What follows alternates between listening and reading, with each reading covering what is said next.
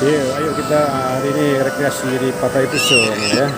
Inilah terlihat sangat indah sekali Pantai Pusong dengan panorama laut yang pohon-pohon yang berbaris dan dengan perahu-perahu yang tersusun di bibir pantai. Ini membuat suasana sangat indah sekali bagi keluarga yang ingin rekreasi.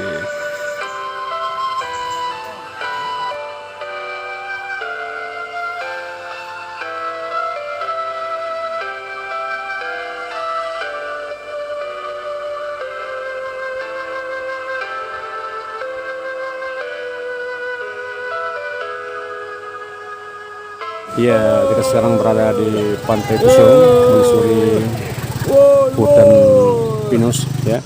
Ini yang jarang didatangi orang. Ini sebenarnya sangat bagus sekali untuk areal rekreasi keluarga. Jalan bersama, inilah suasana dan pemandangan dan perahu-perahu yang berjejeran di pinggir pantai.